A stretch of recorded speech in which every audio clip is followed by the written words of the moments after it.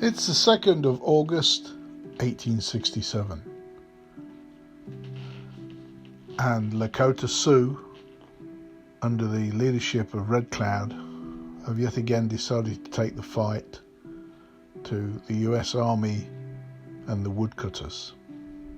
They must have felt supremely confident, because it's just over 7 months since they engaged Captain Fetterman and were able to wipe out his complete command of 81 men. So they were looking forward to a further victory.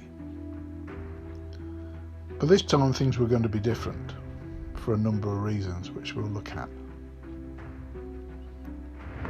Captain Powell was in command, and wagon boxes had been set up in a corral as a form of protection for the livestock, to stop the American native Indians stealing them at night, and also in case of an attack. The men slept in tents outside the corral, but in the event of attack they were going to use the wagons for defence. The wagon boxes had been separated from the running gear, which was used to bring the wood to and from the pineries and to the fort. It was 14 boxes in an oval shape. Various soldiers were out guarding the woodcutters, but in the corral at the time, Captain Powell, who had been one of the original officers come with Colonel Carrington, had 24 enlisted men. He had himself and one other officer and 6 civilians, so he had a total of only 32 men. The force attacking the wagon box was estimated to be 800 plus. So obviously the odds were severely stacked against the men inside, but they had some things on their side this time that Fetterman didn't have. They had a defensive position, which was going to help them greatly.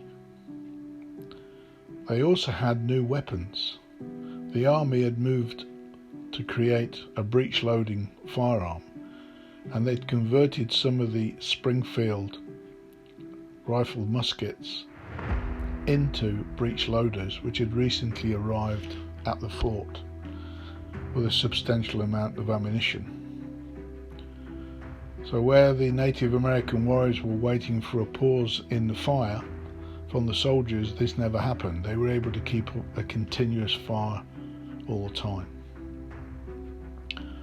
Also, many of the men here had been on the detail that had brought back the bodies of Captain Fetterman and the horribly mutilated remains of his command, and they knew what awaited them.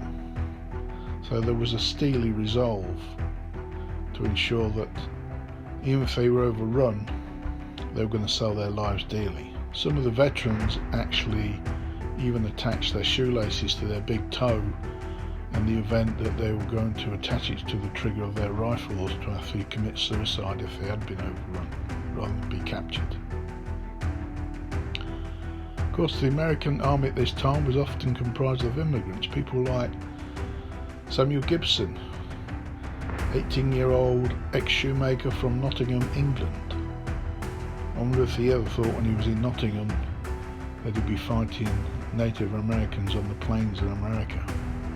He'd come across with his family in 1865 and joined the army in 1866. And I believe he was still serving right into the 1890s.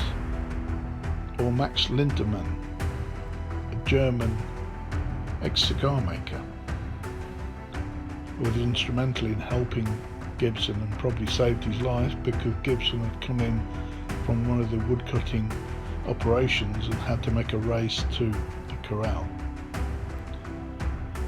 The fight went on for some hours, with repeated attacks by the warriors, sometimes on mounted attacks and sometimes on foot.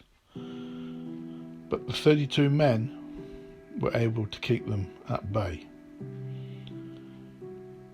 Eventually, a relief column arrived from Fort Phil Kearny, and remarkably, I think only 3 men inside the corral had lost their lives, with a number of others wounded. This time there was far more Native American casualties. Captain Powell in command estimated at least 60 dead with 120 wounded, of which some of those would later have died. So, a complete reversal from the Fetterman fight. This was a victory for the US Army and a defeat for the tribes. But overall, of course, Red Cloud did actually succeed in getting through the Treaty of Fort Laramie in 1868 for the Army to abandon these forts. So in the short term, the Native Americans won the Powder River War.